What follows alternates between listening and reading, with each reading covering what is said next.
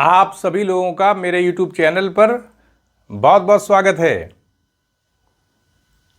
वेद और उपनिषद में क्या अंतर है, इसे मूल रूप से यानी हम कह सकते हैं कि एक परिचयात्मक ज्ञान के स्तर पर इसको समझने की कोशिश करेंगे और बहुत सारी बातें इससे जुड़ी हुई हैं। यानी हमसे अगर पूछा जाए आज का जो आधुनिक दौर चल रहा है उसमें एक प्रश्न उठता है कि आज वेद की क्या प्रासंगिकता है, क्यों वेद को पढ़ा जाए। क्योंकि वेद में तो सारी बातें धार्मिक होंगी। अगर भारत की संस्कृति का अध्ययन करना है, ज्ञान का जो प्रारंभिक विकास है वो तो वेदों से ही शुरू होता है। क्योंकि मोहनजोदड़ो हड़प्पा काल में देखें, जो भी नगरीकरण की प्रक्रिया थी उसमें कोई साहित्यिक रूप से ग्रंथ तो उपलब्ध नहीं है और जो लिपि भी है उसको अभी पढ़ा नहीं जा सका है। तो ऐसे में आज हम ज्ञान के जिस शिखर पर बैठे हुए हैं, जिस तेजी के साथ ज्ञान विज्ञान का विकास हो रहा है, तो वो विकास कैसे हुआ है, उसका कोई प्रारंभिक बिंदु है और उसी बिंदु से चलते हुए विकास की प्रक्रिया चल रही है ज्ञानात्मक स्तर पर। तो अगर हम वेद का मान ली अध्ययन नहीं करते हैं तो हमें कैसे पता चलेगा कि इंसान ने किस तरह से प्रयास किया। वैदिक मंत्रों में जो बातें आई हैं, क्योंकि वेद के अंदर देखें तो 4 प्रकार के वेद हैं, 4 प्रकार के वेद हैं, तो सबका अपना अपना स्वरूप है। जैसे ऋग्वेद को देखें तो ऋग्वेद के अंदर बहुत ज़्यादा विविधता देखने को मिलती है अन्य वेदों की तुलना में। क्योंकि सामवेद की बात की जाए तो उसके ज़्यादातर मंत्र ऋग्वेद से लिए गए हैं और वो कहीं ना कहीं संगीतात्मकता को लिए हुए है, संगीत प्रधान वो ग्रंथ माना जाता है।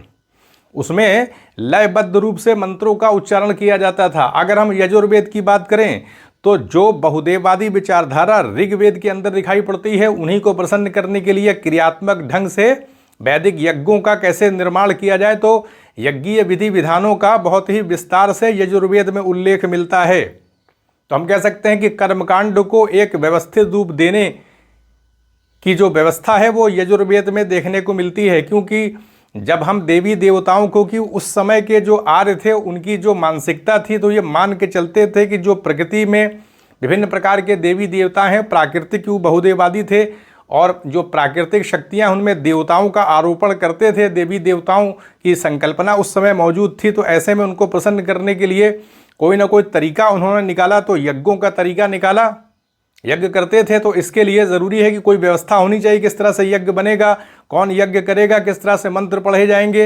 ये सारी चीज़ें कहीं ना कहीं बताती है कि साइंटिफिक अप्रोच जो है वो उस समय भी देखने को मिल रहा है और आज भी देखें कि साइंटिफिक अप्रोच दिखाई पड़ रहा है। वेदों से हम बहुत कुछ सीख सकते हैं। यानी उस समय के मनुष्य के अंदर ये बात थी कि हमें किसी भी काम को करना है तो पूरी व्यवस्था के साथ करना है और आज भी ये चीज़ उतनी ही प्रासंगिक है। आज भी सफलता के लिए जीवन में कठोर परिश्रम के साथ साथ हमारे जीवन के अंदर व्यवस्था भी होनी चाहिए। क्योंकि बिना व्यवस्था के, ऑर्डर के हम किसी चीज़ को आगे जनरेट नहीं कर सकते, शक्ति का हम कह सकते हैं कि सृजन नहीं कर सकते। क्योंकि शक्ति निरंतर कब आती है, जब कोई चीज़ व्यवस्था में होती है, तभी जाकर के जीवन में हम कह सकते हैं प्रगति कर सकते हैं। या पूरी प्राकृतिक जो व्यवस्था चल रही उसमें सारी चीज़ें व्यवस्थित रूप से नियमित ढंग से काम कर रही हैं। वेदों के अंदर जो विविधता, इससे ये पता चलेगा कि जब हम एक एक मंत्र को देखेंगे, पढ़ेंगे, तो हमें पता लगेगा ना कि किस तरह से उस समय आज से हज़ारों साल पहले इंसान ने किस तरह से स्ट्रगल किया, किस तरह से ज्ञान के क्षेत्र में विविध प्रकार के विचार प्रकट हुए और फिर समय के साथ उनमें परिवर्तन होता चला गया, नवीन नवीन बातें आती चली गई और वर्तमान तक हम पहुंच गए। तो अगर आज का हम अध्ययन कर रहे हैं और अतीत में जाकर के नहीं देखते हैं तो हमें विकास क्रम नहीं पता चलेगा। तो वेदों के अध्ययन का सबसे बड़ा फायदा क्या है कि हमें विकास क्रम पता चलेगा। कि वो 4 प्रकार के वेद हैं तो सबका अपना अपना स्वरूप है, अपना अपना एक कह सकते हैं कि बातों को कहने का ढंग है। उन्हीं वेदों के अंदर एक बात और भी दिखाई पड़ेगी, वो दिखाई पड़ेगी कि वेद के अंदर बहुदेववादी विचारधारा होते हुए भी आत्मा परमात्मा पर चिंतन वहां पर किया जा रहा था। कहीं ना कहीं ये बात खोजने की कोशिश की जा रही थी कि इस पूरे ब्रह्मांड को कौन चला रहा है। यानी तर्क वितर्क की प्रक्रिया का अवलोकन हम वेदों के अंदर देख सकते हैं। और अंतिम रूप से देखें वेदांत में, यानी वेदों के अंत में जब हम उपनिषद के काल में आते हैं तो पूरी तरह से परिशुद्ध होकर के वैदिक विचारधारा यह दिखाई पड़ती है कि किस तरह से विचारों में परिशोधन होता हुआ ब्रह्म की अवधारणा तक पहुंच गए। 108 उपनिषद तक सारी चीज़ें लिखी गई और कितना व्यवस्थित दर्शन जो है वो वेदांत दर्शन का देखने को मिलता है। तो ये सारी चीज़ें कैसे हो गई, अगर आज हम अपने जीवन का कुछ हिस्सा, कुछ हम कह सकते हैं थोड़ा सा समय निकाल करके अगर हम वेदों का अध्ययन करें तो हमें खोजने, तलाशने और यहाँ तक पहुँचने, मानव की जो विकास की प्रक्रिया है उसको समझने में बहुत मदद मिलेगी। बहुत सारी उसमें बातें हैं। हो सकता हो कि दूसरे धर्म के जो लोग हैं अगर वो मान लिए वेदों का अध्ययन करते हैं तो उनके अपने धर्म के सिद्धांत अलग है, तो उससे वो असहमति प्रकट कर सकते हैं।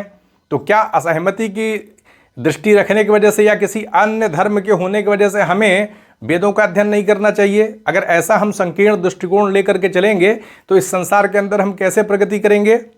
समन्वय और सामंजस्य खोजने की प्रवृत्ति तो इंसान के अंदर है, और इंसान के अंदर किसी चीज़ को रिजेक्ट करने की प्रवृत्ति भी है। अगर तर्क के आधार पर आपको लगता है या किसी को लगता है कि ये बात सही नहीं है तो उसको लोग अस्वीकार करते हैं, और इसी अस्वीकार करने के वजह से लगातार जो है नवीन विचारों का सृजन होता रहता है। ये प्रक्रिया तो चल रही है, व्याख्या पे व्याख्या हो रही है। वेदांत दर्शन के अंदर ही इतनी असहमति दिखाई पड़ती है।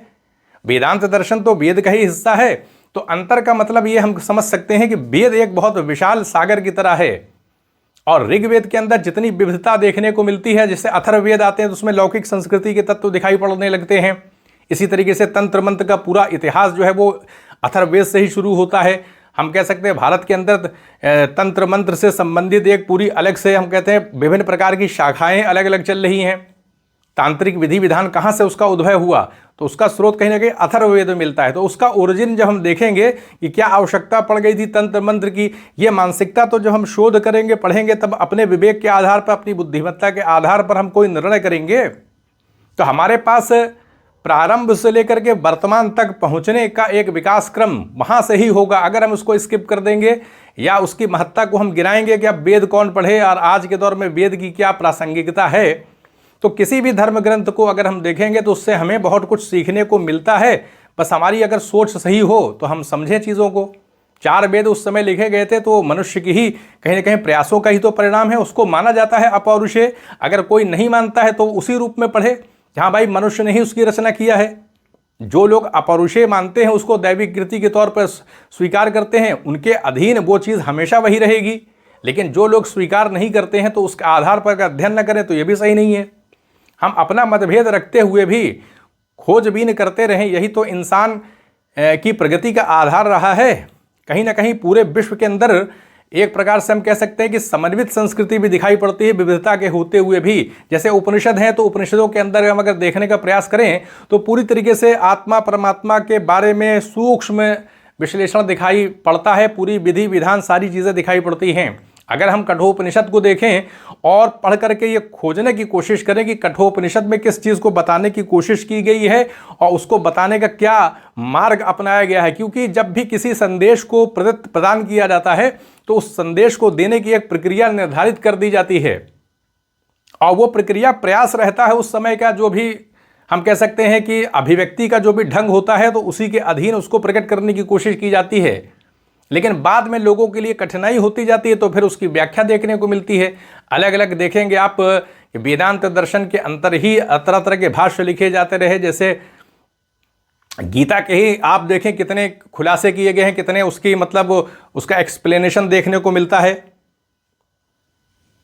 तो कहने का अर्थ यह है कि अगर हम वेद और उपनिषद में अंतर देखेंगे तो सिर्फ अंतर यह है कि वेद एक बहुत विशाल है, 4 प्रकार के वेद हैं, और वेदांत तो वेद के ही अंग हैं। आत्मा परमात्मा के बारे में विशिष्टता होती चली जा रही है। उसी वेदों के अंदर बहुदेववादी भौतिकवादी विचारधारा दिखाई पड़ रही है। यानी संसार के अंदर सुखपूर्वक आनंदमय जीवन बिताने की लालसा आपको वेदों में दिखाई पड़ेगी। भौतिक संस्कृति आज भी है और उस समय भी थी। उस समय की जैसी प्रगति थी उसी के हिसाब से लोगों की इच्छा थी कि उनके जीवन में संपन्नता रहे। कोई नहीं चाहता कि जब हम जिस कालखंड में भी पैदा होते हैं तो उस समय लोगों का यही प्रयास रहता है कि हमारा जीवन अच्छा हो।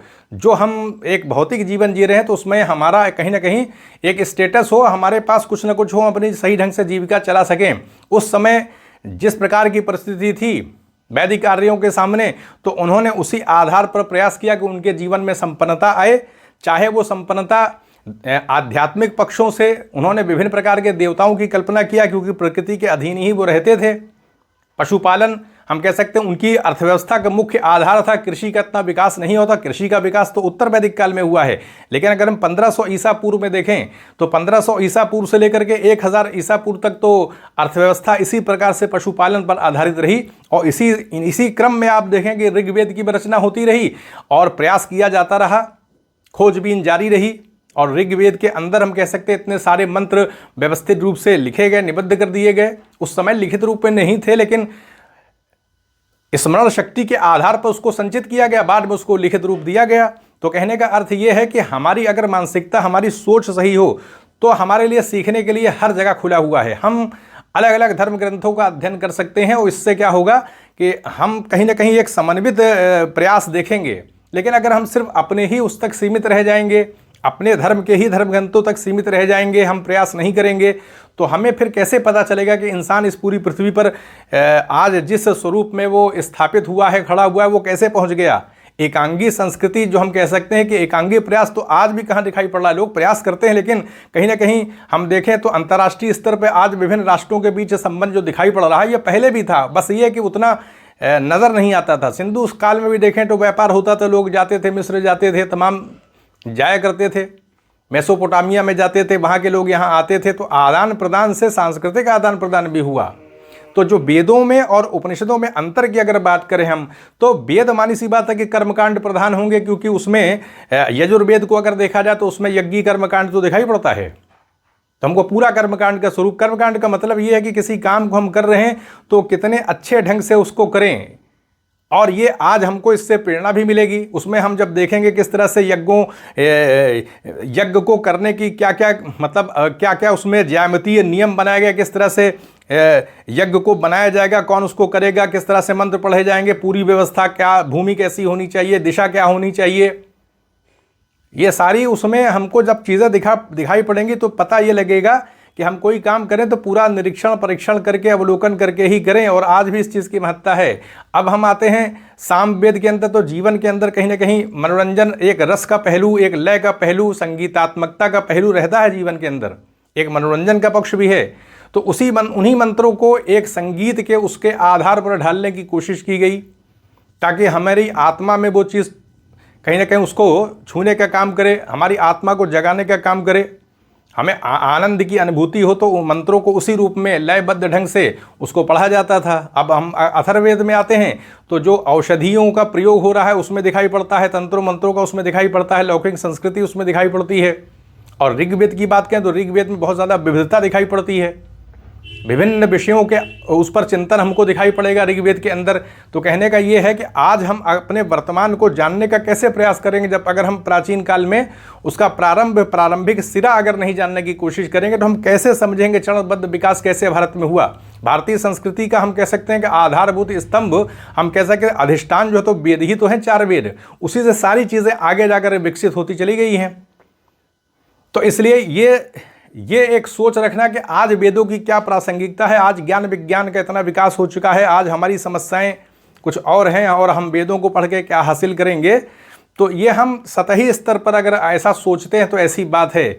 भारतीय संस्कृति की आत्मा को पहचानना है, भारतीय संस्कृति के मूलभूत जो घटक हैं, तत्व हैं, उनको अगर पहचानना है, उनको देखना है, उनका ऐतिहासिक कालक्रम में कैसे विकास हुआ, इसको अगर समझना है तो हमें फिर प्रारंभिक स्तर पर जाना पड़ेगा, वेदों को पढ़ना पड़ेगा। उसमें ज्ञान विज्ञान की बहुत सारी बातें हैं, उससे पता चलेगा कि इंसान ने कैसे विकास किया है। फिर उसके बाद देखें आप, उसी वेद के अंदर जो वेदांत आते हैं वही बहुदेवाद की आलोचना करते हैं, यज्ञ की आलोचना करते हैं, उसको टूटी हुई नौका के समान बताते हैं।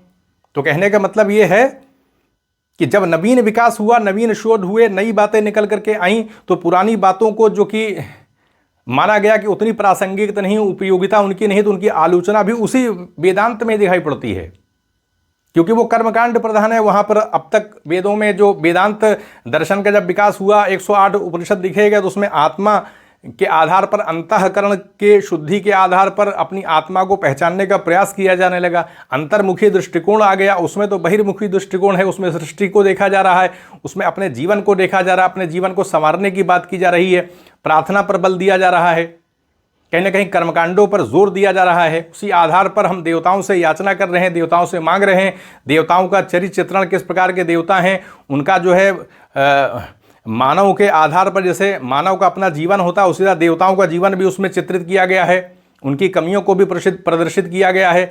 तो ये इन सारी बातों को हम देखेंगे। बाद में फिर उसी वेदों में हम वेदांत में आते हैं तो ब्रह्म की अवधारणा हमको देखने को मिलती है, बहुदेववाद समाप्त हो जाता है। तो कहने का अर्थ ये है कि हम ये जानने का जब प्रयास करेंगे तो उसके लिए हमारे पास क्या आधार है, हम भारतीय संस्कृति को किन आधारों पर समझेंगे। ऐसा नहीं है कि हमारे पास इतना समय नहीं कि हम पढ़ नहीं सकते हैं। अगर हम प्रयास जिस दिन कर लेंगे उस दिन हम काफ़ी हद तक, ये ज़रूरी नहीं कि उसमें बहुत एक्सपर्ट हो जाए, पारंगत हो जाएं। अगर हम हिंदी अनुवाद या कोई भी अच्छा किसी विद्वान का उसकी व्याख्या ले लेते हैं और प्रतिदिन थोड़ा थोड़ा पढ़ने लगे तो काफ़ी हद तक वो उसका जो अध्ययन है हमें बहुत कुछ संस्कार, बहुत सारे ज्ञान दे देगा। उससे हमारा दृष्टिकोण बदल जाएगा, देखने का नज़रिया बदल जाएगा, हमारी कह सकते हैं कि हमारी सोच जो वो प्रखर हो जाएगी। तो हम अपनी उन्नति का रास्ता कैसे खोल सकते हैं। उस ज़माने में बहुत जो चिंतन, उस समय जो परिस्थितियाँ थी चुनौतीपूर्ण थी, उस समय जो चिंतन किया मनुष्य ने। आज तो हर प्रकार की सुविधा है लेकिन उस समय इतनी सुविधा नहीं थी। तो इसलिए हम कह सकते हैं कि वेद और उपनिषद में जो अंतर है उसका मूलभूत अंतर सिर्फ इतना है कि वो बहुमुखी दृष्टिकोण अपना रहे हैं, क्योंकि अंतर्मुखी दृष्टिकोण तो बाद में विकसित हुआ है जाकर के। तो वेदांत के पीरियड में जब उपनिषदों के आधार पर हम कहते हैं उपनिषद लिखे गए तब हुआ है ना। पहले तो वेद थे, ऋग्वेद, यजुर्वेद, सामवेद, अथर्ववेद, फिर उनका ब्राह्मण ग्रंथों में खुलासा किया गया। फिर उसके बाद आरण्यक ग्रंथ आ गए, उसी वेदों के अंदर आत्मा परमात्मा की बातें थी तो उनका खुलासा फिर आरण्यक ग्रंथों में हुआ, क्योंकि वो अरण्य या जंगल में उनको लिखा जाता था। गुरु और शिष्य आपस में बैठ करके चिंतन मनन करते थे। तो आरण्यक ग्रंथ आए, फिर उसके बाद उपनिषद ग्रंथ आए 108। तो क्योंकि वेदों के अंत में इसलिए उसको वेदांत कहा जाता है। पहले वेद हैं, फिर वेदों क्योंकि मंत्रों में लिखे गए थे उनका खुलासा सरल से सरल शब्दों में गद्य में किया गया, तो ब्राह्मण ग्रंथ लिखे गए। उसके बाद फिर आरण्यक ग्रंथ आ गए, आत्मा परमात्मा की विचारधारा मिलती है। उसके बाद फिर उपनिषद ग्रंथ आ गए। और देखें उपनिषद भी 108 हैं। लेकिन अगर व्यापकता के संदर्भ में, विविधता के संदर्भ में बात करें तो वेदों के अंदर अलग अलग प्रकार के, ऋग्वेद के अंदर तो लगभग विभिन्न प्रकार के, कोई ऐसा विषय नहीं होगा जो कि वेदों में उसका वर्णन ना हो।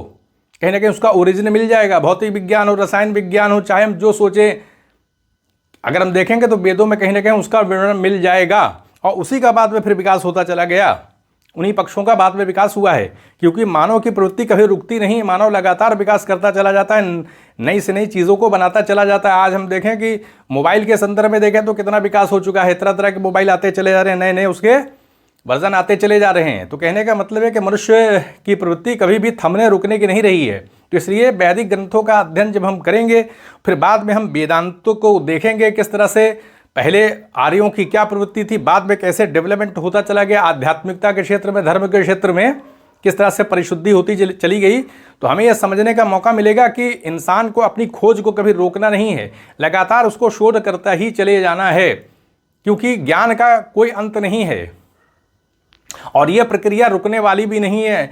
अभी वर्तमान में अगर हम देखें तो मेडिकल फील्ड में ही कितना विकास होता चला जा रहा है, भौतिक विज्ञान के क्षेत्र में नए नए सिद्धांत आते चले जा रहे हैं। कोई रुकने का प्रक्रिया, किसी चीज़ का कोई अंत नहीं, क्योंकि ज्ञान तो अनंत है ना। सारी चीज़ें उसी के न कहीं ब्रह्म से जुड़ी हुई हैं। तो इसलिए वो चीज़ें, उसका अंत कैसे होगा। तो इसलिए ज़रूरी है कि हम देखें कि मनुष्य बहिर्मुखी दृष्टिकोण से किस तरीके से अंतर्मुखी दृष्टिकोण की तरफ आ गया। ये तब जानेंगे जब हम जानने की कोशिश करेंगे। ये हमारे सब कुछ प्रयास पर निर्भर है। तो यहीं पर अनुमति दें, चैनल को सब्सक्राइब भी करें, शेयर भी करें।